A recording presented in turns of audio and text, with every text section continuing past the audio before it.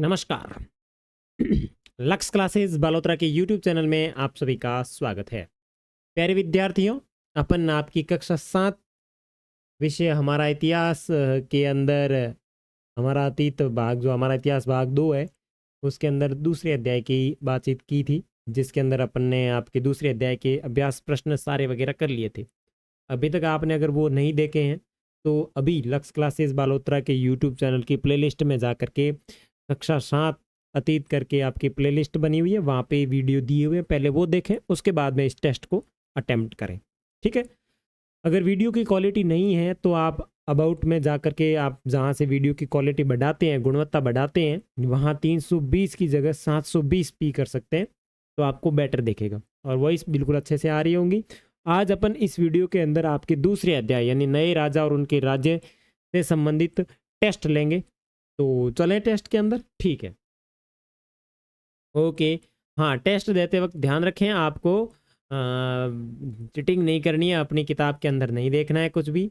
ठीक है, तो दूसरे अध्याय का टेस्ट है, तो बिल्कुल मैं समझा देता हूँ, आप बिल्कुल अभी इसको देखिए। और प्रश्न की पीडीएफ जो है वो पीडीएफ आपको मिलेगी लक्ष्मण क्या बोलते हैं, लक्स क्लासेस बालोतरा के यूट्यूब चैनल के अंदर नहीं, आपको मिलेगी टेलीग्राम के अंदर। ठीक है ना। तो यहाँ इस तरीके से टेलीग्राम ओपन होता है।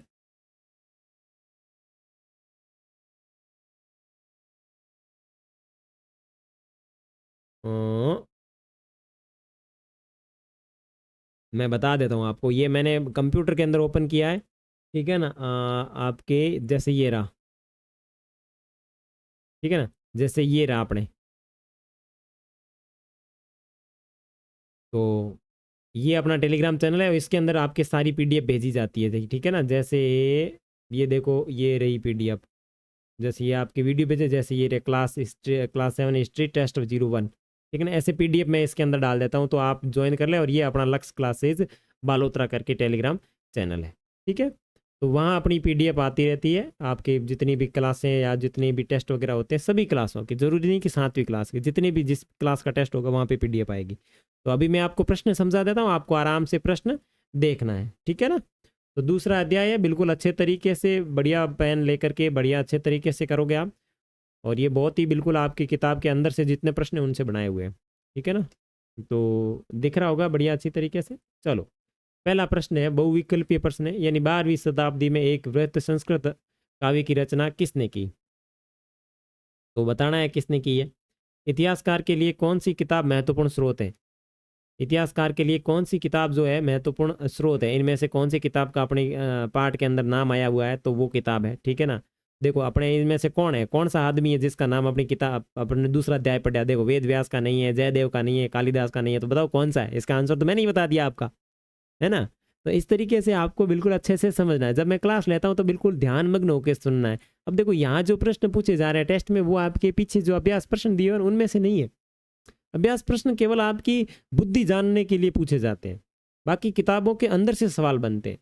ठीक है ना। तो उसके बाद में देखो, इतिहासकारों के लिए कौन सी किताब महत्वपूर्ण स्रोत है, अब इसमें से कौन सी किताब है जिसका उल्लेख अपने पुस्तक के अंदर दूसरे अध्याय में हुआ है, तो वो आप समझ गए होंगे। उसके बाद में देखो, चोल मंदिरों के साथ जुड़े शिल्पकारों के सबसे प्रमुख कार्य क्या था। अब सोल जो थे वो क्या बनाते थे, और मैंने बनाया था वो एक मूर्ति, कैसी मूर्ति थी, किस कौन सी धातु की थी, तो वो देख के आप आंसर कर देना। ठीक है। पानी को खेतों तक ले जाने के लिए किसका प्रयोग किया जाता था, बिल्कुल ये भी बिल्कुल कराया हुआ है। अब किसका प्रयोग किया जाएगा, सिंपल सी बात है। ठीक है।